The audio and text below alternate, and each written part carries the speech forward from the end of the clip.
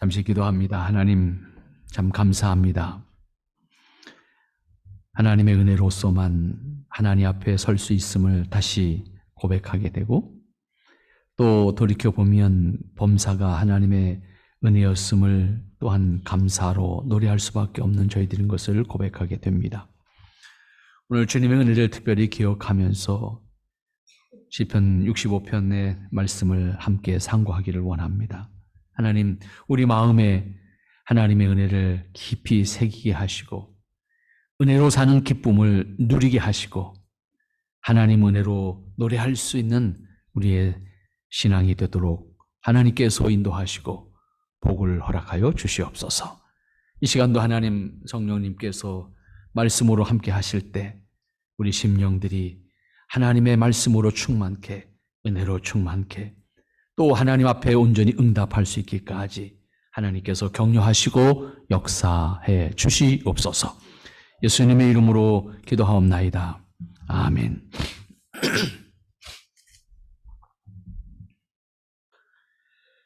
네, 우리가 지난 벌써 2023년도 1년의 절반을 지냈습니다. 절반의 시간을 지내면서 우리 하나님의 은혜를 돌이켜보게 됩니다.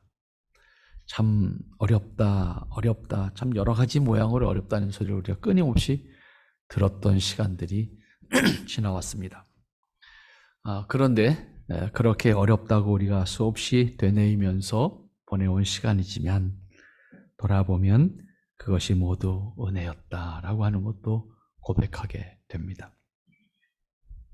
근데 은혜라고 하는 것은 현재적으로 또 미래적으로 소망하는 것을 통해서 우리가 바라게 되지만 사실은 우리가 돌이켜보면 우리가 받은 은혜가 참 컸다라고 하는 것을 생각하게 되는데 우리는 망각의 존재인지라 그러한 것들을 너무나도 쉽게 잊고 마치 현재가 내 능력으로 있는 것처럼 그렇게 생각되어질 때가 참 많습니다. 우리 근대사에서, 우리 현대사에서 우리가 전혀 기억하지 못하는 하나의 사건이 있습니다. 그 사건은 6.25가 바로 끝나는 그 시점, 아직 6.25가 완전히 끝나지 않, 다시 말하면 휴전이 이루어지기 전에 1952년도에 있었던 일인데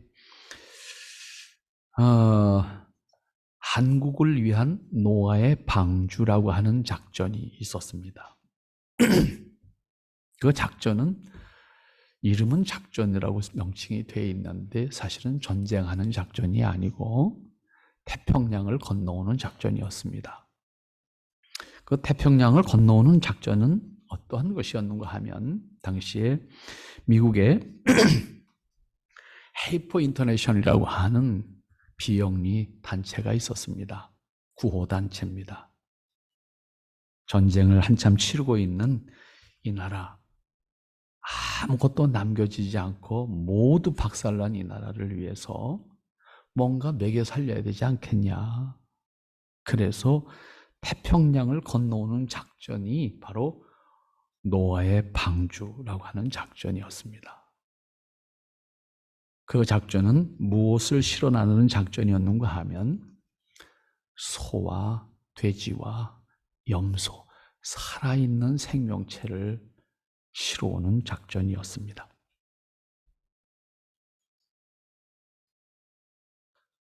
먹을 것이 없는 이 나라 백성들을 위해서 전혀 알지 못하는 사람들이 이 나라 사람들을 살리겠다고 젖소를 배에 실었고 소를 배에 실었고 염소를 배에 실었습니다. 돼지도 실었습니다. 그런데 문제는 이게 태평양을 건너오는 게 장난이 아닌 거예요.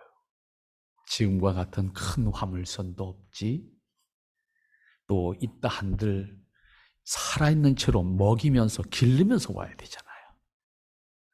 당시에 태평양을 건너오는 화물선의 속도가 7주간 걸렸습니다.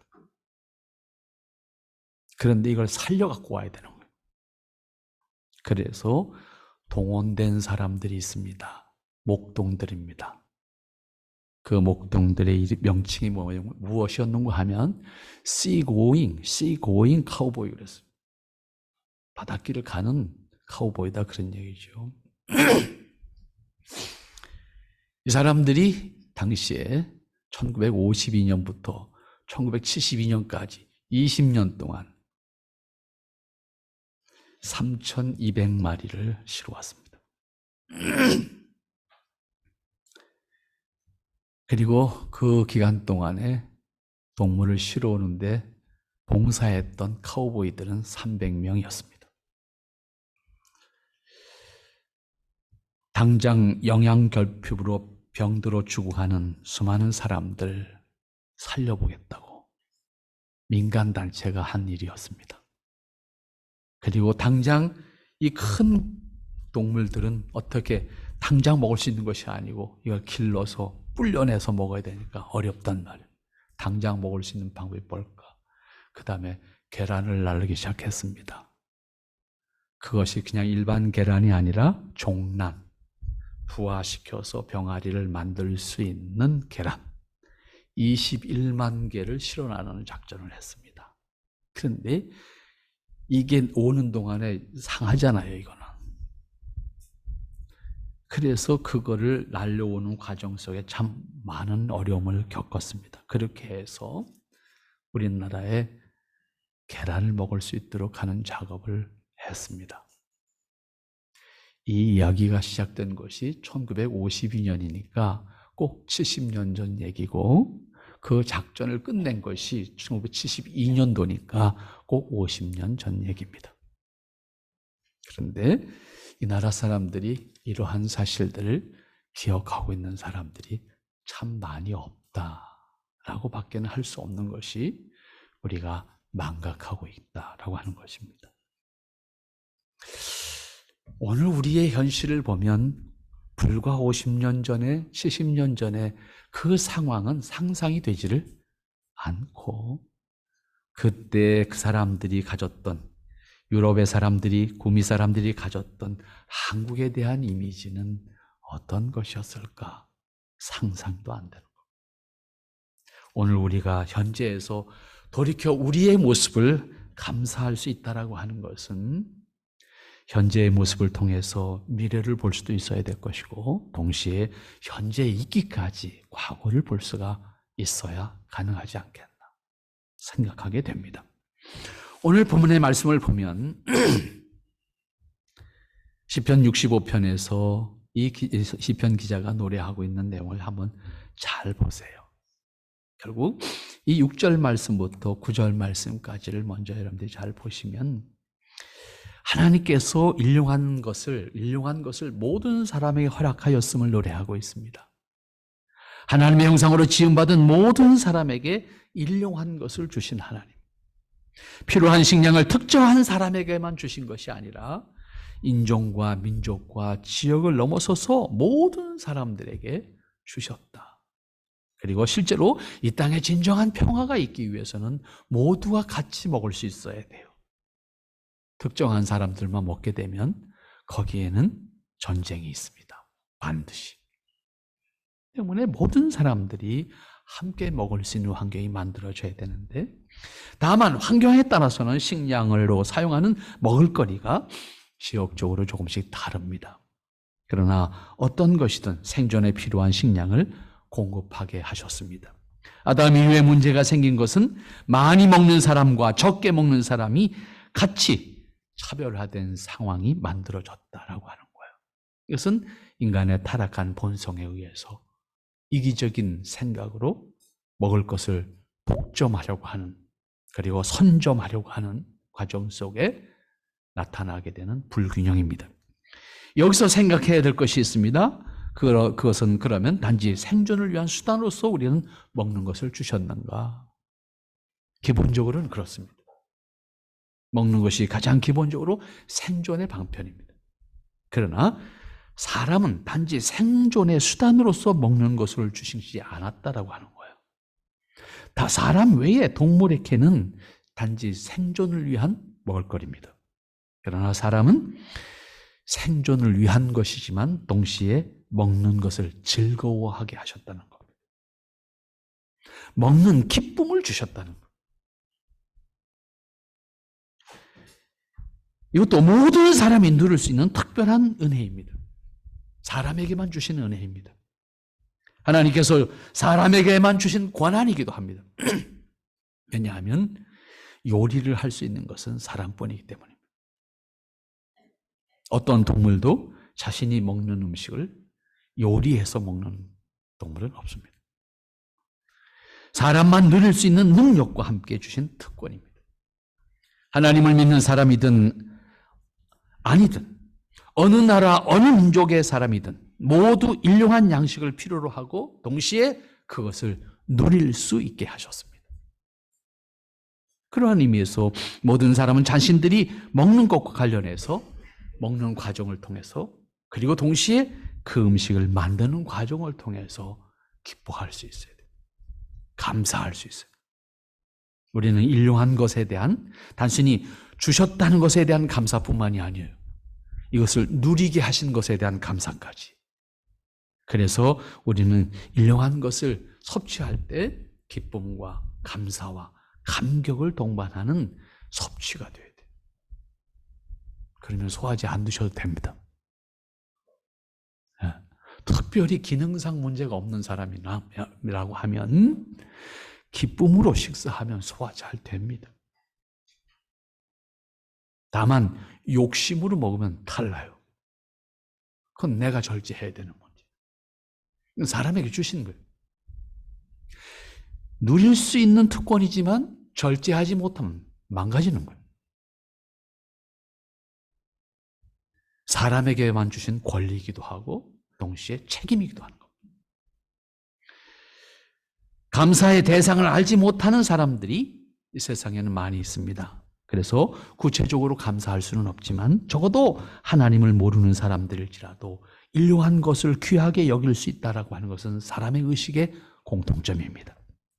일용한 양식이 허락됨에 대해서 감사한 마음을 가지는 것은 인류가 가지고 있는 공통점입니다. 때문에 하나님 모르는 사람들도 먹을 것 앞에서 감사한 마음을 가져요. 다만 감사의 대상을 모르기 때문에 엉뚱한 문제가 생기지요. 그러나 우리가 하나님을 믿는다고 하면, 적어도 하나님을 믿는다라고 하는 사람이라고 하면 문제는 다른 겁니다. 기본적으로는 이것이 신자와 불신자 차이로 확인할 수 있는 문제가 될 것이지만은 인간에게 주신 일용한 것은 하나님께서 인간을 창조하심과 동시에 준비해서 주신 일용한 것을 통해서 기뻐하게 하신 하나님의 복이라고 하는 사실을 기억해야 합니다. 그 사실을 알고 그 사실을 믿고 감사할 수 있는 사람은 하나님을 믿는 사람입니다. 또한 하나님을 믿는 사람이라고 하면 일용한 것에 담긴 하나님의 은혜와 사랑을 음식을 섭취하는 과정을 통해서 음식을 내 손으로 만드는 과정을 통해서 체험하고 감격할 수가 있어야 합니다. 단순히 입으로 들어갈 때만 감사한 게 아니에요. 그것을 만들어가는 과정, 그것을 내가 섭취하기 위해서 요리하는 과정까지도 포함해서 기쁨과 감사가 되어야 할 것입니다. 그리스도인이라고 하면 그리스도이면서도 그렇지 않다고 하면 하나님의 은혜를 우리가 소홀히 생각하거나 아니면 하나님의 은혜로 확인하지 못하거나 그리고 내게 주어지는 것을 하나님의 은혜로 내가 받아들이지 못하는 그러한 모습이라고 우리 스스로를 진단할 수밖에 없습니다. 오늘 6절 말씀 주의 힘으로 산을 세우셨다고 고백하고 있습니다. 7절 말씀 정말로 하나님께서 허락하신 은혜를 통해서 확인할 때에 만민의 환화까지 진정하시나이다 이런 고백을 하고 있고 8절 말씀 가서 보면 주께서 아침 되는 것과 저녁 되는 것을 즐거워하게 하셨다. 잘 보세요. 아침이 되고 저녁이 되는 것을 우리로 하여금 즐거워하게 하셨다. 하나님께서 만드시고 그것을 누리게 하셨다. 그것을 기뻐하게 하셨다고 말합니다. 땅을 예비하신 후에 저희에게 그것을 통해서 곡식을 주셨습니다. 라고 노래하고 있습니다.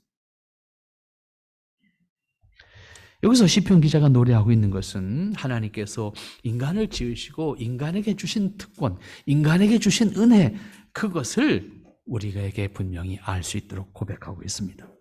인간에게 주신 환경과 일용한 것에 대해서 그렇게 노래하고 있는 것입니다. 하나님을 믿고 하나님이 창조를 믿는 그리스도인이라고 하면 하나님께서 주신 환경과 관계, 그리고 일용한 곡식에 이르기까지 그 모든 것이 하나님의 은혜인 것을 노래할 수 있어요. 그것을 고백할 수 있어요. 동시에 그것을 내가 기뻐할 수 있어야 한다는 겁니다. 사람의 노력으로 일용한 것을 해결할 수 있는 방법이 없기 때문입니다. 기본적으로 하나님께서 허락하신 것이지 아니면 인간은 그것을 섭취할 수도 누릴 수도 없다. 다만 사람은 일용한 것을 어떻게 가꾸고 어떻게 수확하고 어떻게 가공해서 맛있게 먹을 거리를 만들 것인가 라고 응용할 수 있는 능력은 허락받았습니다. 그러나 생명을 허락받지는 못했습니다. 다시 말하면 사람이 생명을 창조할 수는 없다라고 하는 거예요. 그렇기 때문에 일용한 것을 만들어 먹는 과정에서 하나님의 은혜가 어떠한 것인지를 구체적으로 체험하면서 하나님의 은혜를 기뻐할 수 있다고 하면 우리의 일상이 감사로 노래할 수 있게 되어진다 그 말입니다. 그런 의미에서 여러분들에게 주어지는 하루 세 끼 거기에다 간식까지 포함해서 여러분들 한번 잘 생각해 보세요. 드실 때마다 감격하시면서 드시기를 늘 제가 부탁을 드리지요. 어떤 사람들보다는 감격해야 되지 않겠습니까? 술 드시는 분들의 감격을 여러분들 옆에서 한번 보세요. 얼마나 감격스럽게 드시는데. 아니 그 쓴 거를 마시면서도 그렇게 감격을 하는데 그 맛있는 거를 드시면서 감격을 못하면 어떡하겠냐고. 응? 우리가 적어도 그런 의식을 가지고 정말 드세요. 여러분 다 피가 되고 살이 됩니다. 네. 그런데 이것을 드시면서 감격하지 못하면 할 수 없이 먹는 거잖아요. 그 다음에는 우리가 할 수 없이 먹는다고 하는 것은 가장 안타까운 모습이잖아요. 그건 환자예요. 병원에 입원하신 분들이 할 수 없이 드시는 거잖아요. 그런데 건강한 우리가 할 수 없이 드셔갖고 되겠냐고 말이에요. 여러분들이 무엇이든지 감격하시면서 드시면 하나님의 은혜를 체험하게 될 줄로 믿습니다. 네. 저는 옥상에서 농사를 이제 8년 졌습니다. 8년 졌는데 벌써 8년이 됐더라고요. 제가 처음에 와서는 안 했고 2년쯤 지나서 했으니까 8년이 됐는데 8년을 농사하면서 정말 많은 걸 깨달아요. 제가 글도 수없이 썼지만 사실은 주보에 글 쓴 주제가 옥상 주제가 참 많습니다. 많은데 늘 깨닫게 되는 거예요. 늘 깨닫게 되는 거예요. 그냥 되는 게 없다. 그냥 되는 게 없습니다. 그냥 먹을 수 있는 게 없습니다. 절대로. 그러나 하나님께서 가르쳐 주신 지혜와 창조의 질서와 원리에 따라서 내가 응답을 하면 풍성하게 먹을 수가 있습니다. 하나님 그 법칙을 분명히 지키셔요. 틀림없습니다. 그러니까 결국은 땀을 흘리는 수고는 했지만 은혜를 고백하지 않을 수가 없는 거예요. 10절 말씀을 한번 여러분 다시 한번 봅시다. 주께서 밭고랑에 물을 넉넉히 대사 그 이랑을 평평하게 하시며 또 단비로 부드럽게 하시고 그 싹에 복 주시나이다. 우리가 관리를 하지만 실제로 그 생명체를 자라게 하시고 그 생명체로 말미암아 인간이 먹을 수 있도록 만들어지는 것은 하나님이 하시는 일입니다. 우리가 아무리 부지런을 떨어도요, 그게 내 마음대로 안 자랍니다. 그것도 생명체이기 때문에 하나님께서 창조 질서와 원리 안에 자라게 하셨기 때문에 그것을 잘 감당해 줄 때 자라고 우리는 그것을 관리할 뿐이지 그 생명이 자라서 열매를 우리에게 공급하는 것은 하나님의 은혜인 것을 동시에 고백을 합니다. 지난번 엊그저께 올린 여러분들 유튜브를 혹 보셨으면 아시겠습니다만 홍남파 생가 또 그의 고향을 소개하는 프로그램을 촬영하기 위해서 가까운 화성에 갔습니다. 갔는데 PD가 다짜고짜 교수님 저거 뭐예요? 그러더라고요. 뭔데? 그랬더니 그러니까 밀밭을 가르치면 저기 뭐냐 그래서 그 밀밭인데 그랬더니 저 우리나라에 밀이 있어요? 그러더라고요.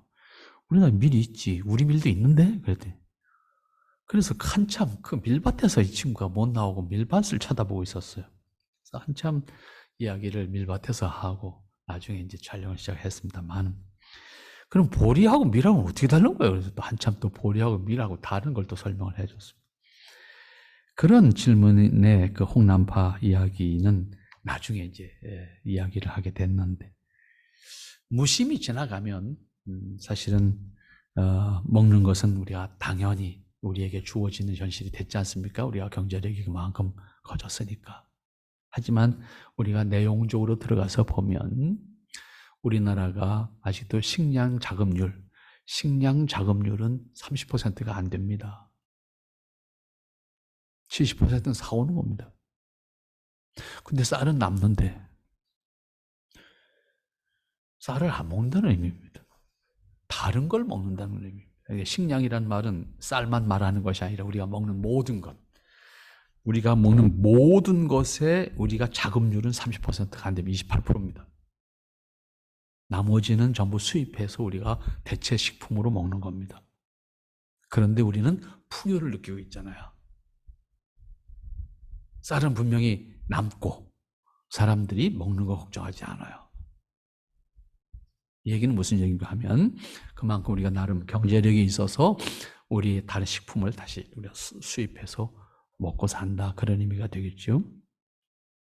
요즘 세대들, 자라는 세대들이 굶는다는 개념 자체는 아마 없을 겁니다. 오히려 다이어트란 말은 통해도 굶는다는 말은 안 통할 겁니다. 하지만 앞에서 말씀드린 것처럼 우리가 6.25 사변을 거치면서 아무것도 남지 않은 우리의 환경에서 먹을 것이라고 하는 것은 절대 부족한 상태였습니다. 따라서 미국을 비롯해서 선교사들을 파송한 나라들이 중심이 되어서 그 나라 교회들이 한국 사람들을 먹여 살리기 위해서 구호식품을 날랐습니다. 그리고 구호품을 날랐습니다. 그 중에는 장기적으로 먹을 것을 해결할 수 있는 방안을 만들기 위해서 앞에 말씀드렸던 소나 염소나 돼지를 실어 날랐습니다. 오늘날처럼 운송수단이나 기술이 좋지 않았던 시대에 얼마나 많은 사람들이 이 나라 사람들을 먹여 살리기 위해서 태평양을 건너오는 7주간 동안 고생을 했습니다. 왜? 생전 배들도 그러니까 동물들이 배를 타본 적이 없잖아요. 사람도 배 타면 멀미 나는데 동물들은 다르지 않아요. 근데 그 걔네들 거기다 먹고 싸고 하는 걸 다 치우면서 그 걔네들 건강하게 여기까지 살려오려고 하면 한번 상상을 한번 해보세요. 얼마나 고통스러운 일이었을까. 그것을 자원했던 카우보이들, 우리가 돈 주고 하려도 못할 일을 그들은 해낸 겁니다. 그 시대 아이들은 눈을 뜨면 먹는 것을 찾아서 하루 종일 방황을 했습니다. 그 시대는 먹는 것은 절대가치였습니다. 그렇기 때문에 먹을 것은 모든 사람을 움직이게 하는 요인이었습니다. 그렇게 민감할 때 일용한 것을 얻는다고 하는 것은 감격을 넘어서서 생명에 대한 감사를 느끼게 하는 것이었습니다. 그런데 오늘 우리의 현실은 어떻습니까? 너무나 흔한 것이 먹을거리입니다. 비록 식량 자급률은 적지만 먹을 것은 흔합니다.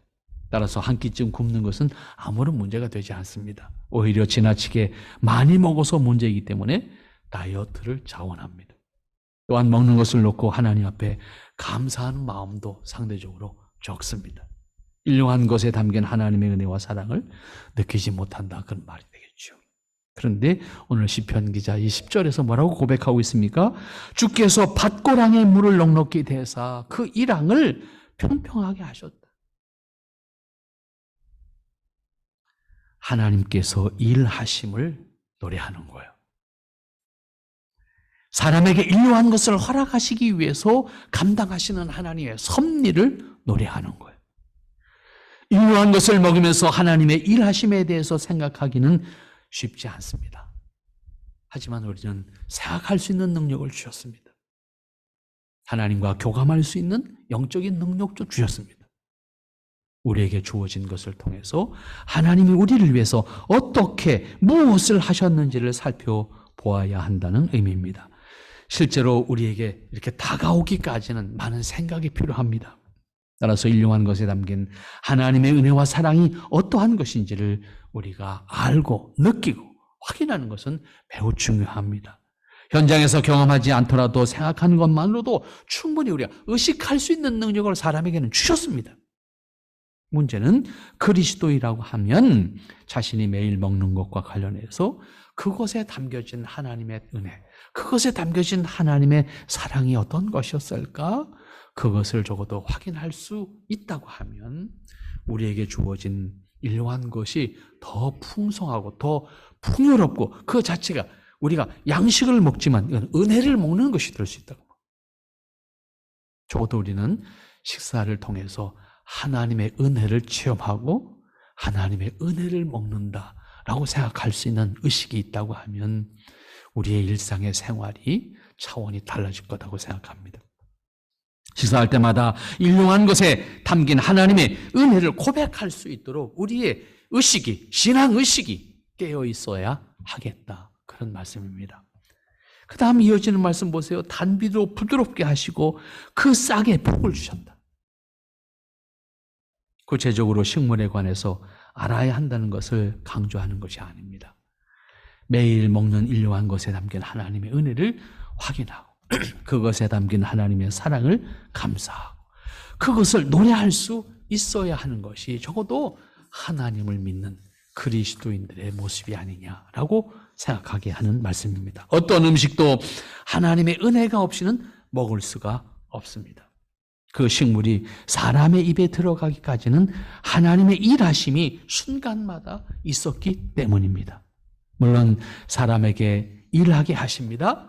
그러나 하나님의 일하심이 없는 어떤 일용한 것도 우리는 얻을 수가 없습니다. 왜냐하면 생명을 탄생하게 하고 그 생명들이 열매를 맺게 하는 것은 하나님만의 권세이기 때문입니다. 때문에 우리에게 주어지는 어떠한 일용한 것이든 바다에서 나는 것이든 산에서 나는 것이든 우리가 기르는 것이든 모두가 하나님의 사랑과 은혜가 담긴 식품이다라고 생각하고 드시는 기쁨이 여러분들에게 있기를 바랍니다. 그 다음 11절 말씀부터 13절까지를 여러분들이 다시 한번 보시기 바랍니다. 주의 은택으로 온 연사의 관을 씌우시니 주의 길에는 기름이 떨어지며 들의 초장에도 떨어지니 작은 산들이 기쁨으로 띠를 띄었나이다. 초장에는 양떼가 입혔고 골짜기에는 곡식이 덮였음에 저희가 다 즐거이 외치고 또 노래하나이다. 앞에서 언급한 것처럼 먹는 것은 생존을 위한 도구지만 동시에 사람은 먹는 것으로 기쁨을 누리게 하셨습니다. 행복하게 하셨다 그 말입니다. 매일 일용한 것으로 먹는 기쁨을 누림과 동시에 생활의 에너지를 공급받습니다. 그러한 의미에서 사람에게 먹는 것은 단순히 배고픔을 채우기 위한 본능적인 행위를 넘어서서 여러 가지 의미를 더하게 하는 것이고 동시에 기쁨을 누리는 수단이기도 합니다. 그러한 의미에서 먹는 것의 의미를 더하고 먹는 것에 담긴 하나님의 뜻과 은혜를 확인하는 삶은 우리를 더욱 풍요롭게 한다 그 말이에요. 그런 의미에서 여러분 만드는 과정이 힘들어요. 먹는 건 간단한데 그렇죠? 만드는 과정이 참 복잡하고요. 때로는 하기 싫어요. 그런데 중요한 건 안 하면 못 먹는다는 겁니다. 간단해요, 답이. 어려워도 맛있게 만들면 기쁨이 있다는 겁니다. 어떻게 하시겠습니까? 선택은 자유입니다. 하지만 결과도 그대로입니다. 이왕 만드실 거 수고롭게 맛있게 만드시기 바랍니다. 생활이 바뀝니다. 생활이 바뀝니다.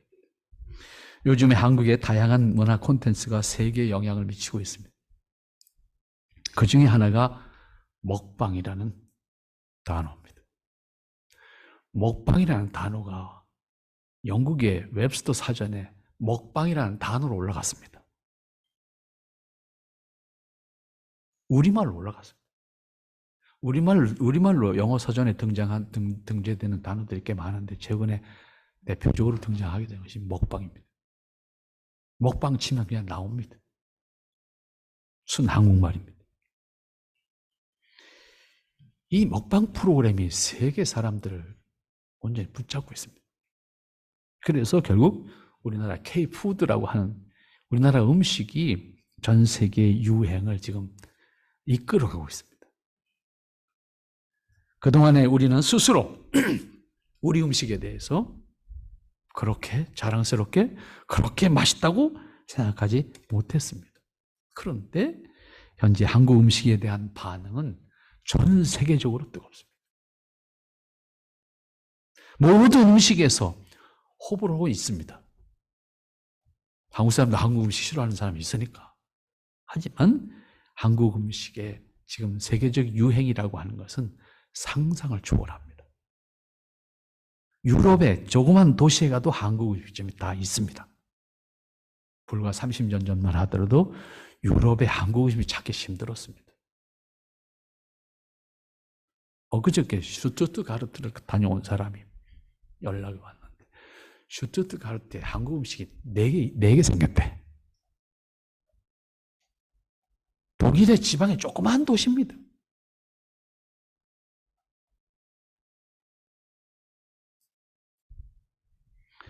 한국 음식을 미국이나 요즘에 영국 대학 그리고 고등학교의 급식으로 소개하는 프로그램이 있습니다. 케임브리지 대학의 학생들에게 한국 음식을 제공하고 평가를 받는 겁니다. 결과가 어떻게 나오는지 아십니까? 100% 나왔어요. 최고의 맛이다.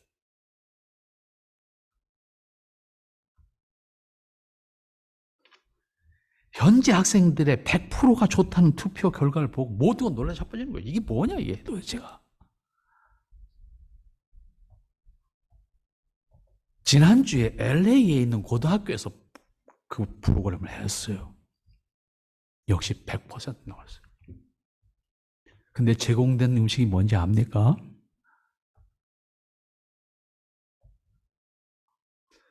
뼈다귀예요. 기가 막힐 노릇 아닌데 이게? 어? 고등학생들한테 뼈다귀를 끓여줬다고. 애들이 처음에 이 서양 사람들이 뼈라는 걸 아예 안 먹거든요. 그러니까 애들이 뼈를 씻기 시작하는 거야. 그렇게 먹는 거 아니라고. 뼈는 발라내고 뭐라 그래. 그런데 그 매운 거를 애들이 다 먹고 100% 최고 이렇게 했단 말이에요.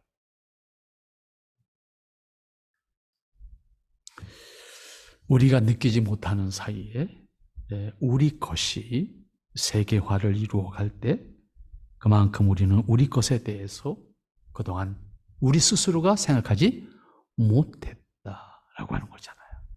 오히려 우리 것에 대해서 다른 사람들이 반향하고 있는데 우리는 스스로 우리 것에 담긴 가치, 우리 것에 담긴 맛, 우리 것에 담긴 영양 생각하지 못했다. 근데 재미있는 것은 그 프로그램에 약속이 있었어요. 약속이 뭔지 아십니까? 제공된 음식 가운데 최고 득표를 얻은 그 음식을 그 다음 주부터 그 학교에서 급식으로 제공한다는 게 약속이었어요. 앞으로 그 학교는 계속 뼈다귀를 먹어야 됩니다.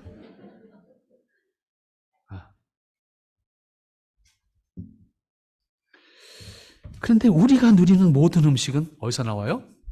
땅에서 나와요. 곡식이든 고기든 채소든 뭐든 다 땅에서 식량이 나옵니다. 그리고 그냥 얻을 수 있는 것이 결코 아닙니다. 식량이 되기까지는 성장 기간이 필요하고 성장에 필요한 모든 환경 조건이 맞아야 합니다. 그런데 그것은 사람이 할 수가 없습니다. 요즘 농업기술의 발전과 함께 한국 농촌에 지금 옛날 사람 농사 못 짓니다. 왜? 지금 스마트 농업이라고 하는 말을 사용할 수 있을 만큼 모든 것을 컴퓨터 프로그램에 입력해서 관리하는 시스템으로 농사를 짓습니다. 그래서 이제는 새로운 농장 이름들이 나오죠. 모두 스마트팜이라고 합니다. 하지만 아무리 스마트팜이라고 해도 필요한 물과 영양소를 반드시 공급해야 됩니다. 그건 사람이 만들 수가 없습니다. 어떤 먹을거리도 성장에 필요한 환경과 영양 공급이 없이는 불가능하다는 말씀입니다. 그런데 그것은 하나님께서 먹을거리를 확보하게 하기 위해서 예비하시고 허락하시지 않으면 어떤 것도 얻을 수가 없다는 사실이고, 사람이 만든 것과 하나님이 직접 만드신 것과의 차이는 지금도 분명하다는 것을 모든 과학자들이 인정을 합니다.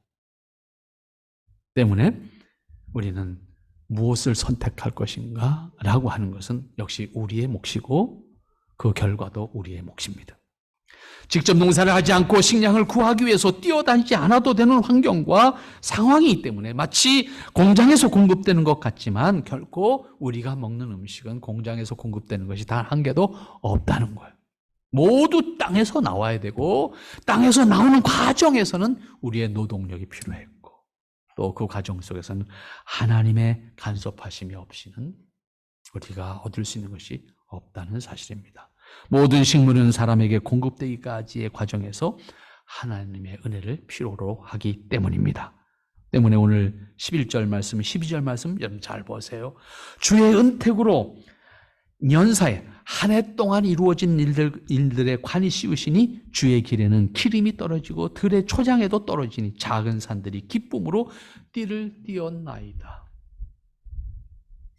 이것은 사람이 필요한 식물을 허락하는 대지의 생명들이 자라는 것에 대해서 하나님께서 어떻게 간섭하는지를 노래하는 겁니다. 하나님의 관여하심으로 대지가 기뻐하고 대지에 기름이 넘치고 그 대지조차도 기쁨의 띠를 띠고 있다.